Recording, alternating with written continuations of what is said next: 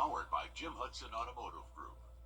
Marcus Kitchen is my new daily coffee stop. Gourmet beans are freshly ground for every cup. Get your own cup of great tasting, freshly brewed coffee at Parker's Kitchen.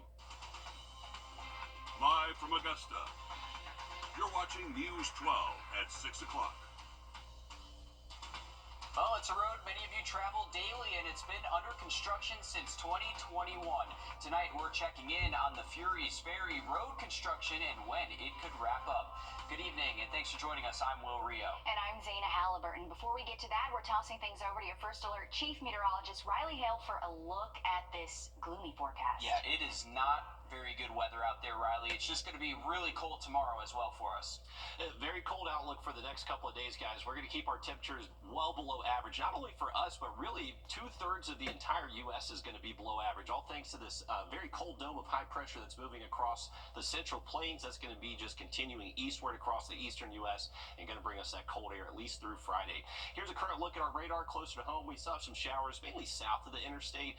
There was some snow across the southeast, just not for us, mainly what you got to the mountains and well west of us in the northern Mississippi, northern Alabama, all the way up into Tennessee. For us here locally, looking at our Harlem radar site, not really much rain we're picking up here around Bobby Jones or anywhere around I-20 or north of that. All the rain we're currently tracking is now all the way into Aiken, Barnwell County, going to continue moving east into Bamberg next. So not looking like we're really going to see much rain here around the metro for the rest of tonight. You can see that here from our planners showing these rain chances very low once we get past, say, the next hour or so.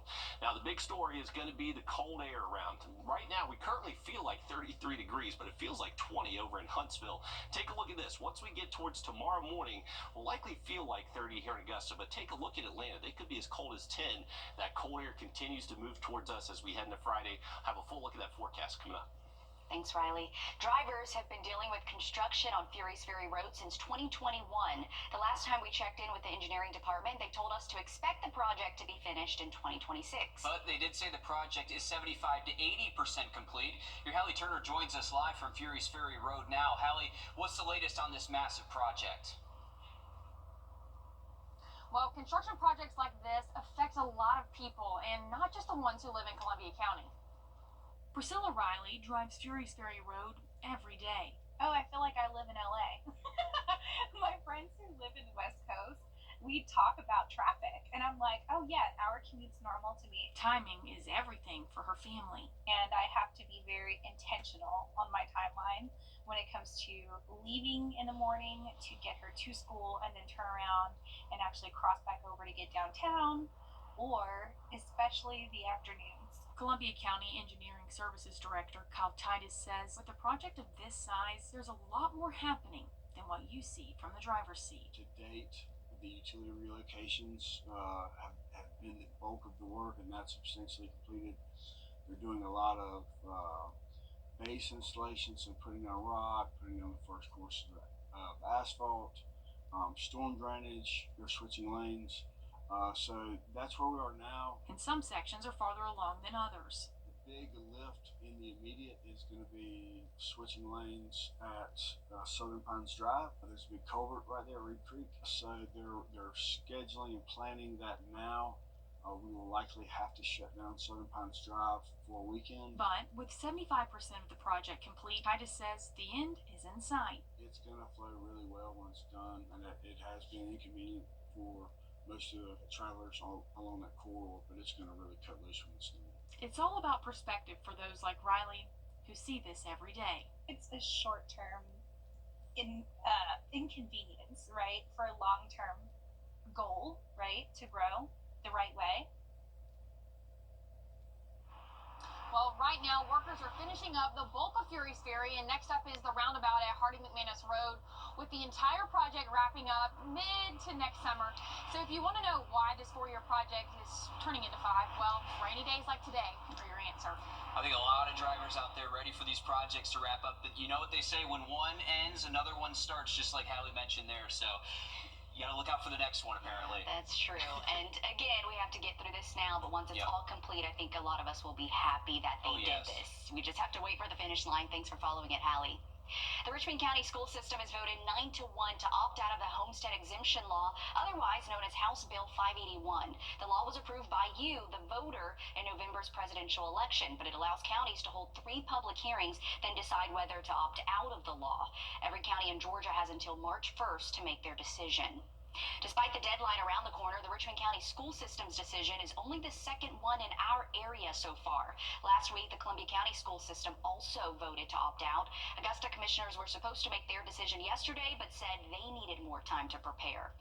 Over in Harlem, the city's last hearing on House Bill 581 will be tomorrow at 6:30. That's at the Harlem Public Safety Building on West Milledgeville Road. Citizens can voice their options, ask questions, and learn about what it means to opt in or out. Aiken's historic Fermata Club is a pillar of the community, hosting swim and tennis teams, and as well as renting out its large gym to schools for formal dances. Over the last year, Fermata Club members shut down the sale of the club's 5 acres over the course of 3 votes. Now, as your Kennedy Payne explains, the club is looking to grow bigger and better to better serve its community.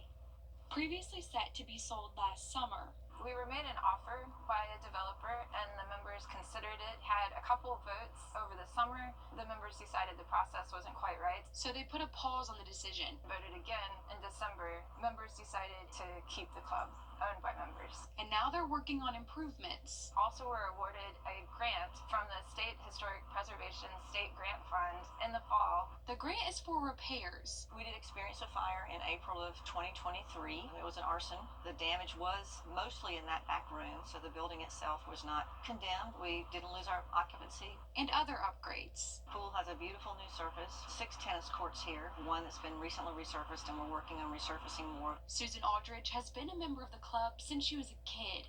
She says the pool holds special memories. We just would hop on our bikes and go there for 7 o'clock practice in the morning. About 7 o'clock at night, we started again. Aldridge says she's relieved the club isn't being sold, and the goal is to make sure more people... We're hoping for at least 200 members. Right now we have about 160. Can make some of those same special memories. In Aiken, Kennedy Payne, on your side. The Fermata Club tells us they hope to continue to rent out their building for community use, things like weddings and social dances from the local schools. They say they'd like the Fermata Club to be a part of the community, and that's the goal behind these improvements.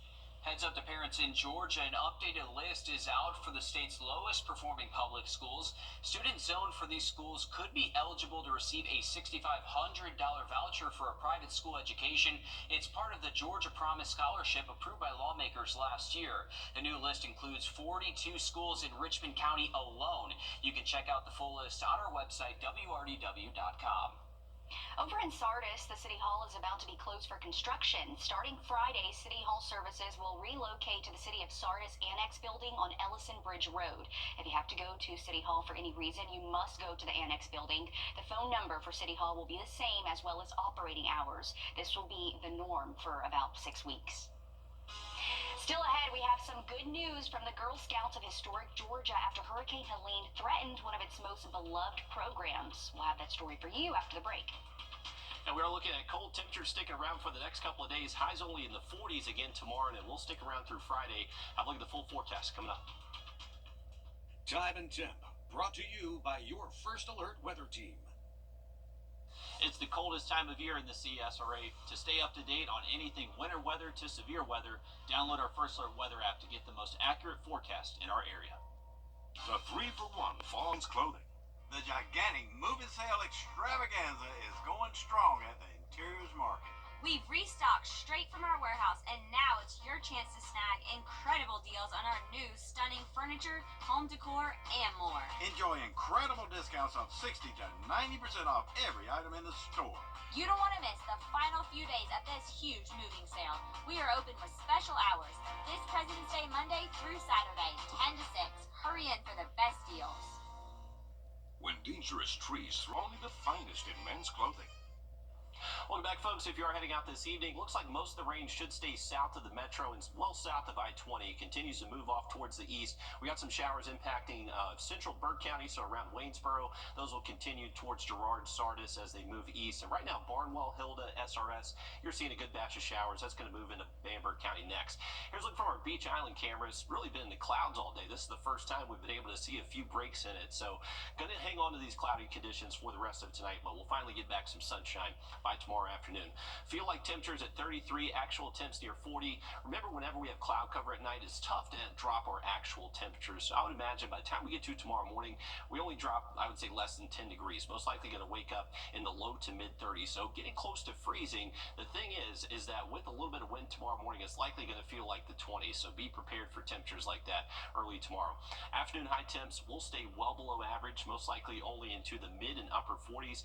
Wind direction is going to be out of the northwest tomorrow, and it's going to get pretty breezy at times. We're actually expecting gusts possibly up to and over 30 miles an hour, so definitely enough to blow around some loose items around your home. Make sure you're securing those tonight, and even giving those high-profile vehicles a little bit extra room on those roadways throughout the day on Thursday. Once we get into Friday, the wind becomes less breezy, and we should be relatively calmer heading into the weekend. But take a look at temperatures early Friday morning. Want to make sure you're taking care of your pups. Thursday night into Friday morning, that's where we're expecting actual temps to get down into the mid-20s, so definitely want to make sure our outdoor pets are protected, have a way to stay warm, and make sure they have access to fresh drinking water too if you do keep them outside. Now, the weekend forecast does get a little bit warmer. We're expecting those high temps to get into the mid-50s and a lot of sun and a little bit warmer Sunday, so definitely really emphasizing with that emoji right there that we're expecting it to be a very nice day, so get ready for that. And we will continue that warm streak into next week. We're actually expecting highs to be near 70 by next Tuesday. All right, let's take a look at the wind chill. This is heading into tomorrow morning, going to feel like the 20s, really going to feel honestly like the 30s most of the day tomorrow, just not really going to warm up all too much. Thursday evening by 9 p.m. we are already feeling like the teens and 20s across the area. That's at 9 p.m. tomorrow night. We'll continue to see these temperatures well into the low 20s, possibly getting these feel-like temperatures down into the teens by daybreak Friday. So definitely dangerous cold, and just want to make sure you're aware of that to keep those outdoor pets safe. And also, if you're busting out the space heater again, make sure you're using that properly, not plugging it into an extension cord. Make sure it's going into a proper outlet.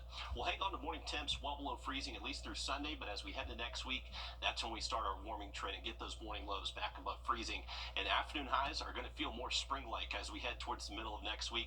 Sunshine and highs in the 70s for next Tuesday, and we should be just as nice heading into next Wednesday. All right, sounds real good. Thanks, Riley. Good news for our local Girl Scouts. Camp Tanglewood, located in Columbia County, is opening its gate just in time for summer camp. We told you back in November how the camp was left unrecognizable after Hurricane Helene. With the community's help, Camp Tanglewood is finding solutions and how they can make sure this year's summer camp is as normal as possible. A community left picking up the pieces after Hurricane Helene tore through Camp Tanglewood. Volunteers pitching in to help clean up the area that gives Girl Scouts from all over a place to come and explore. We've had lots of help cleaning up, removing fallen trees. We have companies out here now that are removing fallen trees to make it as safe as we can, because we are having camp this year, thank goodness. Sean Risher with the Girl Scouts of Historic Georgia says there's still work that needs to be done, so summer camp will look a little different this year. Typically we have 2 weeks of summer camp here at Camp Tanglewood, and this year we've had to scale it down to have 1 week of summer camp with 80 participants, ranging from 6th grade to 12th grade. Risher says he's a Girl Scout dad and knows firsthand the benefits camp offers. My daughter coming out here, staying the week, staying without screens, staying without TVs, and having that sense of accomplishment. They go through all of our core pillars, and being able to just enjoy themselves, being in nature, and having that sense of camaraderie with their fellow Girl Scouts. 11 structures were damaged, including 2 cook shelters and 5 cabins. Risher says they're in the planning process of getting those rebuilt, with hopes to be back in full swing next year. When the girls finally have their camp fully functional, it's going to be amazing. We're going to be 10 times better than what we were at Camp Tanglewood. And certainly happy to hear that summer camp will go on. When I went to Camp Tanglewood in November, I mean, it's really a total 180 right now. A lot has been cleaned up. Those structures that were down have now been out and removed. So really, it's just a lot of still tree removal, but rebuilding. Amazing to see what they've been able to do. I know it's almost been, 6 months now, which is really hard to believe, but it's good to see them getting back to normal in some way, some kind of normalcy to get the girls back out there. We love Girl Scout cookies too, so you can't go without them as well. We do, and speaking of Girl Scout cookies, it is Girl Scout cookie season. I believe it comes to an end in March, so when you buy Girl Scout cookies, you are supporting those Girl Scouts. So summer camp is July 8th through 11th for 6th through 12th grade girls. You do not have to be a Girl Scout to attend camp, something I learned today. And again, you can certainly get those cookies and support them. And then we have all the information if you would like to sign up or donate to their cleanup efforts. Absolutely. We know so many organizations obviously looking for volunteers and donations right now as well after Hurricane Helene. Well, time is running out for you to get a real ID if you haven't gotten one already. A gold star in the upper right corner of your ID means you do have one. In just a few months, you will need a real ID to board commercial flights and enter secure federal buildings. The date of nationwide enforcement begins on May 7th. Real ID was first passed by Congress 20 years ago in 2005. Since then, it's faced delay after delay, but Homeland Security insists this May is the firm deadline. If you still need to get one, we have information on how you can do that on our website at wrdw.com. A local college basketball product is getting a shout out by his SEC coach despite playing limited minutes. We're going to tell you why the Crimson Tide might be without their freshman forward next. First Alert Radar, powered by Jim Hudson Automotive Group. Getting hurt at work was not part of your job description. Neither is the paperwork and not knowing if you'll get the money you need. Don't risk being denied or missing out on the care and compensation you deserve. Get the strong arm. Call attorney John Foy and Associates today. On your sideline. Sponsored by Chandler Law Firm. Skeeza basketball moves way faster than the South Carolina High School League. By tonight, we'll know if Augusta Christian is making a return to the state final, their 5th in 5 years. But one team we do know that will be playing in Sumter is Curtis Baptist girls basketball. The Curtis Baptist team went to Sumter last year and lost, so it was no surprise that a return for the Crown was in store this season. Curtis Baptist hasn't lost a region game since 2020, took the region crown and made it into one of 5 straight wins for Curtis Baptist. They'll now head into the title matchup against another team from the CSRA, Wardlaw Academy, who lost in the last semifinals back in 2023. Wardlaw and Curtis Baptist will play at 4 p.m. Friday. Well, we may not see Grovetown's Darian Reed out on the hardwood anytime soon. The Tide's freshman forward is dealing with a lingering hamstring issue. He played 5 minutes against Auburn. It was the first time he took the court in 2 weeks. Reed is now expected to get his 3rd MRI in the last few weeks. They want him healthy while Alabama continues against a stretch of ranked opponents. Coach Nato said that they're trying to be cautious with him.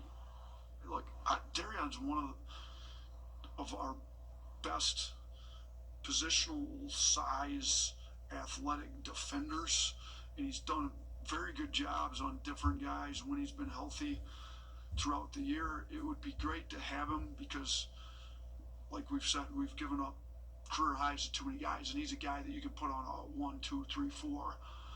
Great size, fly around. It's hard not getting the reps, and he's missed, I think we've counted like over a third of, 30, might be up over 35, 36% of our practice reps this year. He didn't practice the past 2 days. Reed was a massive signee for the Tide, a 5-star. He was part of Alabama's 2nd-ranked 2024 recruiting class. 4th-ranked Alabama continues SEC play against number 15 Missouri tonight. So we'll see if he actually does show up on the bench. Sounds good. Thanks for that, Alyssa. Cleanup and pickup has been underway across most of the CSRA. The U.S. Army Corps of Engineers Thurman District says they have 500,000 cubic yards of debris, but don't have any funding yet for that removal. Your First Alert Chief Meteorologist Riley Hale explains. That is our main struggle right now is funding. We're ready to rock and roll, but the only thing that we're waiting on is the money. The U.S. Army Corps of Engineers has not received any supplemental funding since Helene hit 145 days ago. They need funding to hire debris removal services for their 51 recreation areas around Clarks Hill. Until they get it, it will look like this. First, we have to remove the debris. Once we remove the debris, we have to go back in and assess the damage, assess the infrastructure damage. Then we have to repair that damage.